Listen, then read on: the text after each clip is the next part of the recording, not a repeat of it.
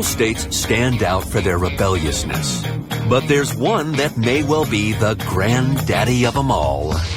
Yep, Texas. It's so independent, it practically thinks it's a country. And there's one big way that it even acts like one.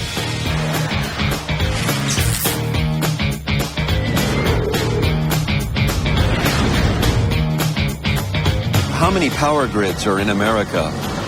Never thought about that before. No one's judging you here. All right. No one's going to give you a grade. I'm going to say 4. 4? I'm just going to go at a guess of the larger cities. Just several million viewers will observe you do this. I'd say between 5 and 10. 3. Yeah, that's correct. That is correct. There are 3 power grids. Our nation's electricity is interconnected through networks of power lines that form our power grids. But with one big exception. The power grids that cover the continental U.S. are divided between East, West, and Texas. We're talking about something very significant here, and that is the source of your power. This is electricity. This is our power system, our power grid. And what is so unique about it? Our grid is wholly contained within the state of Texas and is not connected to the other grids in America. And this is a source of pride, and it's part of maybe an expression of our independence, but we like having our own grid.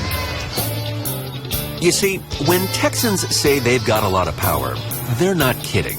They even pay a little less for it than the national average. Their grid was established during World War II. Texas needed to keep its war factories running, and it had the natural resources to do it on its own. A lot of our capability for energy comes from the fact that the energy resources happen to be here. So we're good at oil and gas because we had oil and gas. It's not that we're more brilliant or anything than the other state. But we had the resources and we had this sort of frontier attitude, and those go well together. Texas as a whole guzzles more energy than any other state. But it's also the leading producer of crude oil, natural gas, and even wind power. And since all that happens within its own borders, the state avoids most federal energy rules and runs its power like the self-reliant state it is. In fact, Texans wear their pride on their sleeves. Texas is not like any other state in the United States of America. This is a foreign country. It actually matches Oh, it's the same color. I consider myself a female, Hispanic, Texan, and an American. in that order. In that order.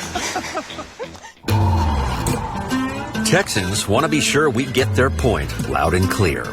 Sometimes their cavalier attitude is hidden in plain sight. Here at the Capitol in Austin, Texas, the architects studied the U.S. Capitol building, and then they built their own, 15 feet higher. Go inside, and it's abundantly clear this state was once its own country. Here in the Capitol Rotunda, on the floor, is the seal for the Republic of Texas. It takes center stage, surrounded by the seals of places that were lucky enough to lay claim to Texas. Over here, Spain. Here, France. Over here, Mexico. Here, the Confederacy.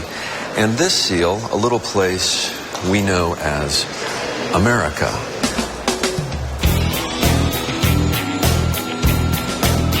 So Texas's independence streak is firmly rooted in its history.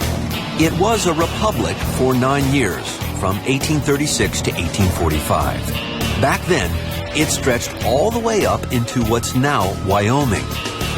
Before that, it was part of Mexico. This enormous shape and the history that goes with it planted the state's rebellious roots. Many of the original colonists who came to Texas in the 1820s and 1830s were quite literally outlaws. They were fleeing something in the United States. They were fleeing debt in very many cases. They were fleeing indictments. Some were fleeing murder charges. Not surprisingly, that kind of disdain for the law persisted. This problem with authority shaped Texas from the start. It fought hard, including at the Alamo, to win freedom from Mexico. As a state, it left the Union for the Confederacy in 1861. And even today, it's not unusual for Texas to threaten to secede. Have you ever heard of a secessionist movement? What state in our union is most likely to secede? Like by itself? Yeah, I mean, once it leaves, it's on its own. That's a great question. Probably going to be Texas. Right here. Texas? Yes. Texas, yeah. Texas got a big secessionist movement. Yeah. Get rid of them. We don't need them anyway. All they have is a lot of space in cattle, and we better get back to vegetables. But if Texas has always been so big and mighty, wouldn't it have been happier staying on its own? What was life like in Texas when it was its own country? It was terrible. And that's the ironic thing about it. It was the worst time in Texas history. But there's a kind of historical amnesia that has set in, that it's romanticized. The government of the republic was broke. People couldn't guarantee land rights. The period that Texans would come to cherish later, the period of the Texas Republic, was really a result of the fact that they were jilted by the United States, and the United States wouldn't have them for 9 years. Today's Texans might take issue, but the fact is, the Texas Republic desperately wanted into the Union and was willing to compromise to get its shape. It was drowning in debt, so the Texas Republic traded parts of its land to the U.S. government for cash. It entered the Union when slavery was banned above a certain latitude on the map, so it lopped off another chunk to keep its slaves. Congress offered Texas the chance to divide into 5 states, but the Lone Star wouldn't play along. By then, there really was, I think, a sense of a Texan, and they were not about to divide that and become something else. That sense of a Texan is as powerful now as when Texas became a state. And just like many of our state identities, that history is hidden in the map. What is it in its structure, the way the state is shaped, that reinforces this idea that Texas is not really in it 100%? Part of it is a matter of geography. Texas straddles the South and the West. And it's the only state really to do that. If you're in East Texas, you're in the Old South. If you're in West Texas, you're in the frontier West. And because Texas spans that frontier, Texans are neither part of the South nor part of the West.